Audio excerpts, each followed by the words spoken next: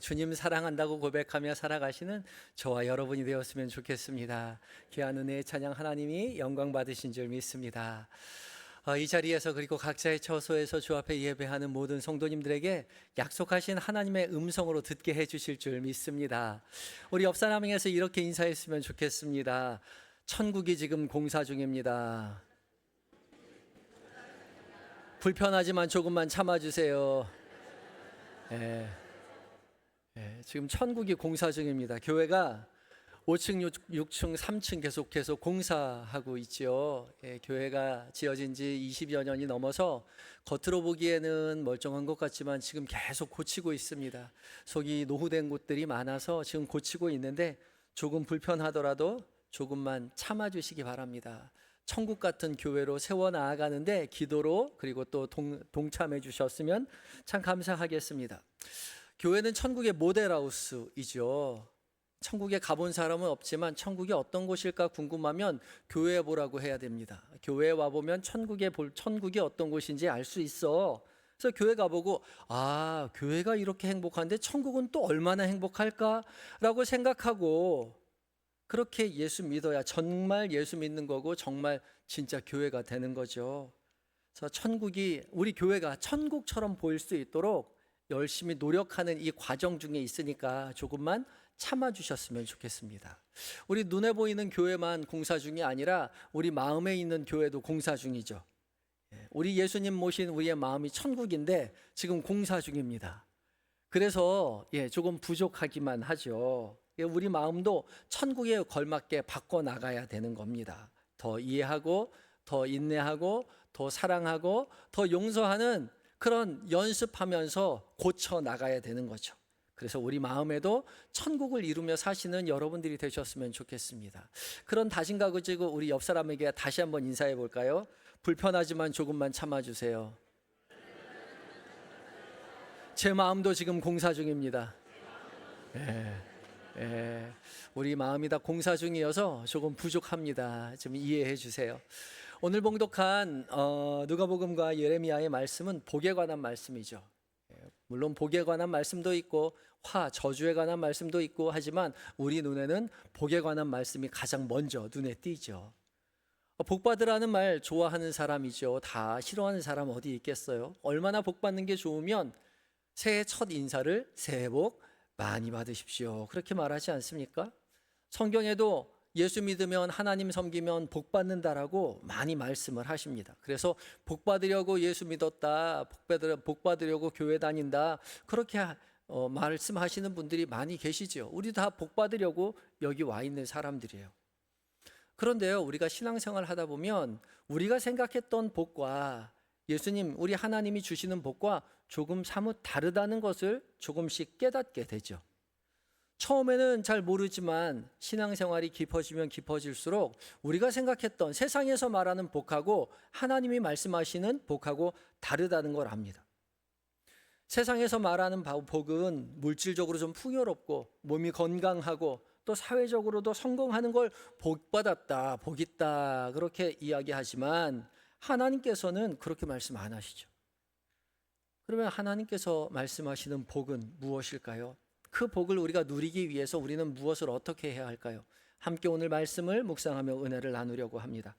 첫 번째 우리가 기억해야 할 것은요, 참된 복은 하나님과의 관계 안에서 온다는 사실입니다. 함께 읽겠습니다. 시작. 참된 복은 하나님과의 관계에서 옵니다. 오늘 봉독한 구약의 말씀인 예레미야 말씀 중에 17장 17절의 말씀을 함께 읽습니다. 시작.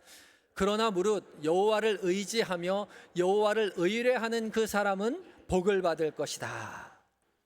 여호와를 의지하고 의뢰하는 사람 복 받을 것이다. 그렇게 말씀했습니다. 복을 받을 것이다 라고 미래형 문장으로 번역을 해 놓았지만 히브리어 문법상으로 보면 수동 분사형으로 쓰여져 있습니다. 그러니까 복을 받기는 받는데 분사형은 현재의 상태나 성격을 나타낼 때 표현하는 방법이거든요. 그러니까 현재 그렇다는 거예요. 나중에 미래에 복을 받을 것이다가 아니라 지금 복을 받고 있다는 거죠. 여호와를 의지하면 나중에 복 받을 거야, 나중에 잘 될 거야가 아니라 여호와를 의지하고 의뢰하는 사람, 그 사람 이미 복을 받은 상태에 있는 사람이다라는 말입니다. 이것이 말씀하시는 뜻이 무엇이냐? 참된 복이라는 것은 여호와를 의지하고 의뢰하는 것 그 자체가 이미 복이라는 거죠. 우리가 여호와를 의지하고 의뢰하는 그런 관계를 맺고 살아가는 것 자체가 진짜 복이라는 겁니다.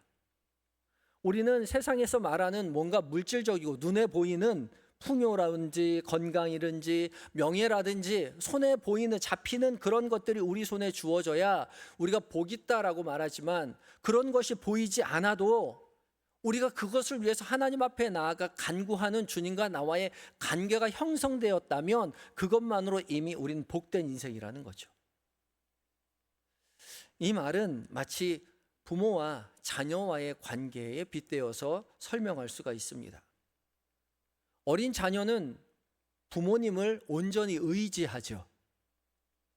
필요한 게 있으면 언제든지 부모에게 서슴없이 말합니다.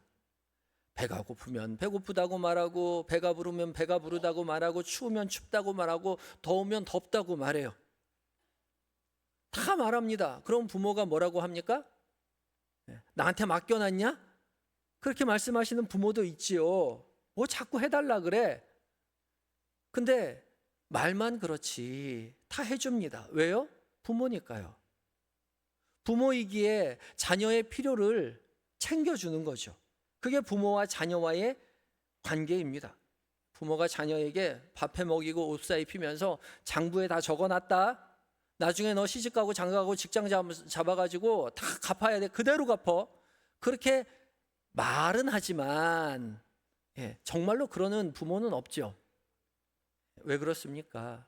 내 자녀라서, 내가 그의 부모여서 그렇죠. 부모와 자녀의 관계는 계약 관계가 아니기에 장부에 적어놓지 않아요. 하나님과 우리의 관계도 마찬가지라는 거죠. 계약 관계가 아닙니다. 부모와 자녀의 관계는 혈연으로 이어진 끊어질 수 없는 관계예요. 그래서 자녀는 자라면서 부모의 도움을 받으면서 부모가 나를 사랑한다고 깨닫게 되죠. 부모의 사랑을 깨닫게 됩니다. 그리고 고백하죠. 엄마 사랑해요. 아빠 사랑해요. 그렇게 말하는 걸로 충분한 거예요. 그 말 한마디 듣고 싶어서 열심히 밥해 먹이고 옷 사입히고 그 말 듣고 행복해하는 게 부모의 심정인 거죠. 하나님도 마찬가지입니다. 하나님과 우리의 계약 관계가 아니라 하나님께서 우리를 낳으셨어요. 하나님의 형상으로 우리를 만드셨습니다. 그래서 우리는 하나님의 형상으로 창조된 피조물이기에 하나님과 우리의 관계를 끊을 수 없어요. 생명이신 하나님을 떠날 수 없습니다. 우리는 한편으로 우리의 죄성은 하나님과 멀어지고 싶고 하나님을 떠나려고 하지만, 다른 한편으로는 우리는 하나님께 이끌리는 존재가 된다는 거죠. 우리의 영혼은 우리의 영혼의 주인이신 하나님을 온전히 갈망하며 살아가죠. 우리가 그렇게 창조되었어요. 하나님을 향해서 달려나가려고요. 하나님을 벗어나려고도 하지만 하나님을 향해 달려나가는 그런 갈망을 가진 존재입니다. 그래서 우리의 이 결핍은 세상의 것으로, 눈에 보이는 것으로는 채울 수가 없습니다. 부와 건강과 명예만으로, 눈에 보이는 것으로 우리의 결핍을 채울 수 없어요. 하나님으로만은 우리의 결핍을 채울 수 있습니다. 그래서 우리는 하나님의 도우심, 하나님을 의지하고 의뢰하며 나의 하나님 되심을 믿음으로 고백하는 것이죠. 그걸 깨닫습니다. 하나님의 사랑이 나를 붙들고 있다는 사실을요. 그 사랑, 그 관계를 깨달을 때 주님 감사합니다. 주님 사랑합니다. 주님만이 나의 전부이십니다고 고백할 때에 주님 그것으로 충분하다고 우리에게 말씀하시는 거죠. 그래서 우리가 주님 앞에 나아가 주님을 의지하고 의뢰하는 것 그 자체로 이미 복이라는 사실을 기억해야 합니다. 오직 주님만 의지하고 의뢰하며 참된 복의 관계를 깨닫고 맺고 살아가시는 저와 여러분이 되셔야 하겠죠. 그런데요, 사실 우리는 그거 잊고 살 때가 참 많이 있습니다.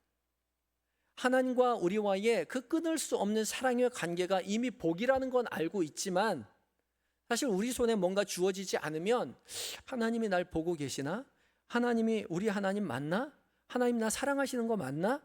그렇게 의심하죠. 어릴 적에 아버지가 퇴근하실 때 항상 먹을 것을 사들고 들어오면 그렇게 좋습니다. 까만 비닐봉지 안에 뭐가 담겨 있을까? 만두도 달 들어있고요. 어쩔 땐 귤도 들어있고 딸기도 들어있어요. 아빠 최고, 아빠 사랑해요. 그러고 그거 받아 들고 가서 맛있게 먹는데, 그러고 하루 이틀 조금씩 크다 보면 이제 아버지를 기다리는 게 아니라 그 까만 봉지를 기다리죠. 아버지가 오늘은 뭐 사올까? 그게 궁금한 거예요. 그런데 어느 날 아무것도 사오지 않으면 실망합니다. 옛날에는 아빠 최고 뭐 그렇게 얘기했는데 그런 말 없어요. 그러면 어떻게 할 거예요? 다음에 아버지는 일부러 아무것도 안 사가지고 가요.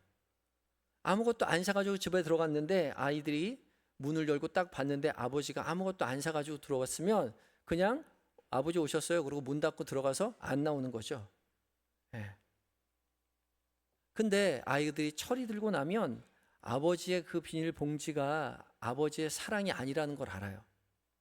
먹는 게 중요한 게 아니라 아버지는 언제나 나를 사랑하신다는 걸 알죠. 이게 철드는 겁니다. 그래서 비닐봉지를 기다리는 것이 아니라 아버지를 기다리죠. 그게 철든 자녀의 마음이죠. 그런데 나이가 먹어도 철이 안 들면 그게 문제인 겁니다. 나이는 많이 먹어가는데 계속해서 아버지가 뭐 사가지고 오나 그것만 기다리죠. 그리고 선물 사주는 사람 좋다고 따라 나서는 거예요. 어느 날 옆집 아저씨가 놀러 왔는데 아버지는 조그마한 비닐봉지에 뭐 들고 오시는데 옆집 아저씨는 두 손 가득히 선물을 들고 왔어요. 와, 옆집 아저씨 보고 너무 아저씨 사랑해요. 아저씨 최고. 그럽니까? 아니요, 그렇지 않아요. 왜요? 옆집 아저씨니까요. 고맙긴 하죠. 그런데 그렇게 말하는 사람들이 있었다는 거예요. 옆집 아저씨 최고. 아저씨 사랑해요. 그렇게 말하는 사람이 있었대요. 누가요? 이스라엘 사람들이 그랬다는 거죠. 입술로는 하나님을 잘 섬긴다고 하나님만 사랑한다고 고백했는데 환란이 오고 고난이 찾아오자 하나님은 온데간데 없고 선물 사가지고 오는 이방 나라, 이방 신상을 찾아 나선 겁니다. 이방 신에게 가서 절하고 이방 이웃 강대국 나라에 가서 절하면서 우리를 도와달라고 나의 필요를 채워달라고 그렇게 말하고 있었던 거예요. 이런 불효자가 어디 있을까 싶지요. 그래서 하나님 진노하시는 거예요. 근데 이스라엘만 그랬을까요? 우리도 스스로 생각해 보아야 하죠. 우리 믿음이 어렸을 때는, 부족했을 때는, 처음 초신자였을 때는 주님이 나에게 뭔가를 해주시는 것이 간절해서 교회에 처음 나왔는데 이제 5년, 10년, 20년, 30년 예수 믿었는데 주님이 나에게 뭐 해주시나? 그것만 바라보고 지금까지 살아오지 않았냐는 거죠. 그리고 나에게 뭐 해준다고 하는 데 있으면 주님이 아니어도 하나님이 아니어도 졸졸졸 따라 나서려는 그런 마음들이 우리 안에 있었다는 거예요. 그래서는 안 되는 거죠.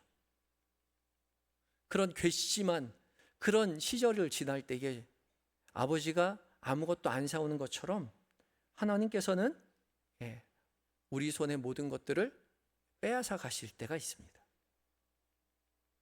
어려움의 때에 봉착하는 거죠. 하나님 때때로 까만 비닐봉지를 가지고 있지 않아요.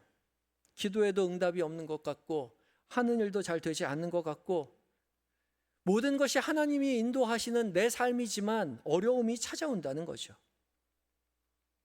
바로 그때가 우리가 무엇을 의지하고 사는지를 여실하게 드러나게 되는 그런 순간입니다. 입술로만 하나님을 의지한다고 말했는지 정말로 우리가 하나님을 의지하고 살아가는지를 그때 깨닫게 되는 거죠. 그래서 우리는 어려울 때일수록 더욱 주님을 의지하고 의뢰하고 찾는 믿음의 삶을 살아내야 하는 것이죠. 그래서 주님 이렇게 말씀하십니다. 8절입니다. 시작. 그는 물가에 심어진 나무가 그 뿌리를 강변에 뻗치고 더위가 올지라도 두려워하지 아니하며 그 잎이 청청하며 가무는 해에도 걱정이 없고 결실이 그치지 아니함 같으리라. 그는 하나님을 의지하고 하나님을 의뢰하는 참된 복의 사람은 물가에 심겨진 나무와 같다라고 비유하고 있죠. 이 비유에서 주목할 만한 표현이 무엇이냐면 그 뿌리를 강변에 뻗치고입니다. 그 뿌리를 강변에 뻗쳐요. 이 강변에 뻗친다라는 표현이요, 가만히 앉아 있으면 하나님이 어련히 알아서 해주실까가 아니라 스스로 뻗쳐야 한다는 거죠. 이 뻗친다라는 동사 샬라크는요, 피엘 미완료 동사인데, 피엘은 이 강조할 때 쓰는 용법이고요, 미완료 형태는 반복해서 쓰이는 겁니다. 그러니까 의뢰하는 하나님, 의지하는 하나님을 향해서 반복해서 계속해서 갈망하는 것이죠. 가뭄이면 나무가 물가를 향해서 계속해서 반복해서 강하게 뿌리를 뻗쳐 내려간다는 거예요. 그게 여호와를 의지한다는 거죠. 우리는 잘 이해할 수 없지만 이스라엘은 물이 굉장히 귀한 나라입니다.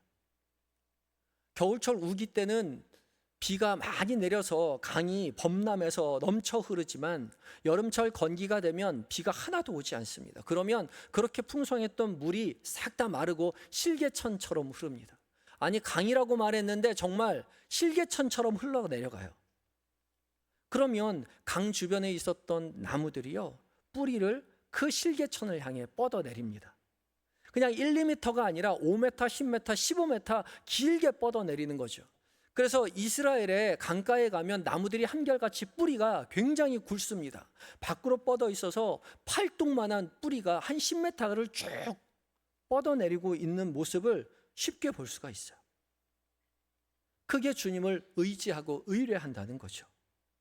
가뭄의 때에 하나님이 알아서 해주시겠지, 그러고 주저앉아 있는 것이 아니라 계속해서 반복해서 손을 뻗어 주님께 간구하는 거예요. 주님을 의지하는 거예요. 마음을 다해 주님께 단단히 뿌리를 내리는 겁니다. 그때 비로소 주님은 우리와 뗄래야 뗄 수 없는 깊은 사랑의 관계로 거듭나게 되는 것이죠. 발돋움하게 되는 것입니다. 바로 그것이 참된 복입니다. 세상이 말하는 물질과 건강과 명예가 주어져야 복이 아니라 우리의 삶에 어떠한 상황이 오더라도 주님을 더욱더 붙잡고 주님을 의지하며 살아가는 것 그 자체가 우리에게 복이라는 거죠. 우리를 향한 하나님의 사랑을 깨닫게 되고 하나님께서 우리의 삶을 인도하신다는 것을 깨달으며 내 삶의 모든 자리에서 내 삶을 인도하시는 주님 앞에 모든 것을 내어 맡기고 깊이 뻗어나가서 주님을 의지하고 의뢰하는 믿음의 성도가 되어야 할 것입니다. 혹시 우리의 삶의 자리에 지금 어려움의 순간에 처하신 분이 있습니까? 나의 신앙생활을 한 지 오래됐는데 내 삶이 왜 이렇게 어려운가, 이렇게 가뭄 속에 있나, 힘들어 하시는 분이 있나요? 더욱더 주님을 의지하시기 바랍니다. 의뢰하시기 바랍니다. 뿌리를 주님 앞에 깊이 뻗어내리시기 바라요. 그때 여전히 우리 곁에서 우리를 위로하시고 우리에게 먹을 것을 공급하시는 하나님, 우리의 모든 인생을 인도하시는 하나님을 믿고 의지할 때에 그렇게 인도하시는 하나님을 만나게 될 것입니다. 그것이 참된 복인 것이죠. 세상의 물질이 아니라 하나님 자신이 복이라는 것을 깨닫고 주님과 깊은 관계를 맺으며 믿음의 길 걸어가시는 저와 여러분들이 되시기를 예수 그리스도 이름으로 축복합니다. 두 번째, 우리가 기억해야 할 것은요, 이제 참된 복의 길을 걷는다면 참된 복의 길은 세상의 기준이 아닌 하나님의 기준으로 우리의 삶을 선택하는 것입니다. 함께 읽어볼까요? 시작. 참된 복의 길은 세상의 기준이 아닌 하나님의 기준으로 선택하는 것입니다. 오늘 복음서의 말씀인 누가복음 6장 20절의 말씀을 함께 읽습니다. 시작. 예수께서 눈을 들어 제자들을 보시고 이르시되 너희 가난한 자는 복이 있나니 하나님의 나라가 너희 것이미요. 아멘. 6장 20절부터 계속 이어지는 말씀은 평지설교라는 예수님이 복과 화를 선언하신 그런 장면이죠. 예수님께서는 제자들에게 복이 있도다, 그렇게 말씀하십니다. 너희 가난한 자는 복이 있나니 하나님의 나라가 너희 것이미요 라고 그렇게 번역해 놓았지만 히브리어 성경은 마카리오이 복이 있도다가 맨 앞에 나와 있어요. 복이 있도다 가난한 자들이요, 왜냐하면 하나님의 나라가 그들의 것이기 때문에입니다. 가난한 자가 복이 있다고 말하세요. 근데 당시 가난은 복이 아니었습니다. 벌이었어요. 죄의 결과가 가난이라고 생각했기 때문에 그렇습니다. 유대 사회에서 가난을 부정적으로 보게 되었다는 거죠. 하나님이 벌 주셔서 가난한 거야, 모두 다 그렇게 생각했어요. 그런데 그럼에도 불구하고 예수님은 아니다. 저 사람의 저 가난이 이미 복이 있다 말씀하시는 거죠. 왜냐하면 하나님의 나라가 저희의 것이라고 선언하고 계십니다. 여기도 현재형으로 되어 있어요. 나중에 천국 갈 거야가 아니라 이미 그 사람이 천국에 있다는 거죠. 어떻게 그 사람이 하나님 나라가 그 사람, 가난한 사람에게 임합니까? 예수님이 함께 하시기 때문에 그렇습니다. 예수님이 함께 하실 때 하나님의 나라가 그곳에 임하는데 예수님이 가난한 자에게 함께 하셨거든요. 19절 말씀 함께 읽어봅니다. 시작. 온 무리가 예수를 만지려고 힘쓰니 이는 능력이 예수께로부터 나와 모든 사람을 낫게 함이로라. 아멘. 온 무리, 여기서 온 무리는 가난하고 줄이고 울고 핍박받고 고난당하는 모든 사람들, 예수의 소문을 듣고 예수님을 따라 나온 그런 무리들입니다. 예수님 앞에 나올 때에 예수님께서 모든 사람을 낫게 해주셨습니다. 그리고 그들에게 하나님의 나라가 너희들의 것이라고 그렇게 선언해 주셨어요. 가난이 벌인 줄 알았는데 가난 때문에 예수님을 만났어요. 병이 벌인 줄 알았는데 그 병 때문에 예수님을 만나게 되었어요. 그래서 복이라는 거죠. 그러나 또한 이에 반해서 예수님은 부자들에게 거꾸로 말씀하십니다. 24절 말씀도 읽어봅니다. 시작. 그러나 화 있을진저 너희 부요한 자여, 왜냐하면 너희는 너희의 위로를 이미 받았도다. 화 있을진저, 화가 있도다. 똑같이 말씀하시죠. 너희 부요한 자들아, 왜냐하면 너희는 너희의 위로를 이미 받았기 때문에. 너희의 위로를 부로 받았기 때문에 더 이상 예수님의 위로가 필요 없다는 거죠. 그렇기 때문에 화입니다. 예수님이 필요 없다고 생각하기 때문에 그에게 화예요. 이 말은 단순히 부자들은 하나님의 나라에 결코 들어갈 수 없다는 말이 아니죠. 사회적으로 성공하면 천국에 갈 수 없다는 말이 아닙니다. 이미 예수님을 따랐던 많은 제자들 중에서 사회적으로 성공한 사람들, 부자들도 있었어요. 니고데모, 아리마대 요셉, 그 사람들은 산헤드린 공회의 의원들이었습니다. 회원들이었어요. 사회적으로도 명망이 높고 부자인 사람들이었습니다. 세리 마테요, 세리장이었습니다. 부자였어요. 그런데도 자신의 부가 자신의 삶에 만족을 주지 못하는 것을 깨달았기 때문에 사회적인 명성이 자신의 인생에 충분하다고 생각하지 않았기 때문에 예수님을 따라 나선 것이죠. 세상의 기준으로 복과 화를 구분하는 것이 아니라 하나님의 기준으로 복과 화를 구분해야 한다는 거죠. 세상의 눈으로는 화처럼 보였지만 그 화 때문에 예수님을 만났으니 그것이 복이라고 고백하게 된다는 거죠. 세상 사람들이 다 복이라고 얘기했는데 그 복 때문에 예수님을 떠나게 되었으니 그것은 더 이상 복이 아니라 화라는 거죠. 어떤 사람 부자로 태어나서 부유하게 살아서 나 예수님이 더 이상 필요 없다고 얘기하는 사람이 있어요. 그런데 똑같은 부유를 소유했는데도 불구하고 물질로는 도무지 내 인생을 채울 수 없다는 사실을 깊이 깨닫고 다른 사람 다 돈 벌러 살아가는데 아등바등 돈 벌기 위해 살아가는데 내 인생 돈이 아니라 주님이 필요하다고 주님 앞에 나오는 부자들도 있어요.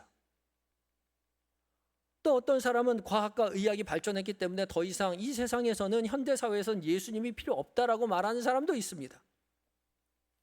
그 과학과 의학이 우리를 편리하게 해주지만 화가 될 수 있는 거죠. 반대로 과학과 의학으로는 우리의 인생의 문제를 결코 해결할 수 없다고 그렇게 말하는 과학자와 의사가 있어요.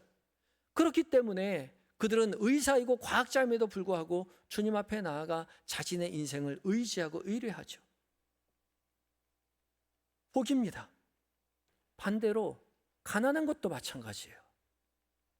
가난하기 때문에 먹고 살기 힘들어서 예수님 앞에 못 나오는 사람이 있어요. 예수 믿는다고 밥 먹여주냐? 그렇게 말하는 사람이 있어요. 그렇다면 가난이 복이 아니라 화라는 거죠.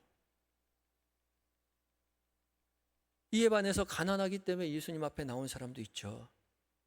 가난해서 예수 믿는 사람이 있습니다. 그렇다면 그 가난이 그 사람에게 복인 거죠. 병들어서 주 앞에 나온 사람이 있습니다. 그 병이 복인 겁니다.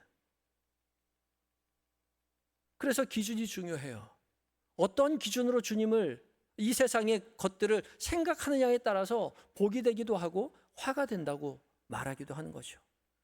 신앙의 초기에는 알 수 없지만 신앙의 깊이 조금 더 성숙한 신앙이라면 한 걸음 뒤로 물러서서 이것이 나에게 복이 될지 화가 될지, 하나님 기뻐하시는 삶이 무엇일지 선택해야 한다는 것입니다. 지난번 교회에 봉사할 때에, 목회할 때에 그 교회 바로 앞에 큰 병원이 있어서 전국에 아픈 사람들이 다 그 소로 몰려들었었습니다. 한 집사님이 계셨는데 이분은 예수 믿지 않았어요. 아이가 불치의 병에 걸려서 그 병 때문에 서울대학병원을, 큰 병원을 다녔던 거죠.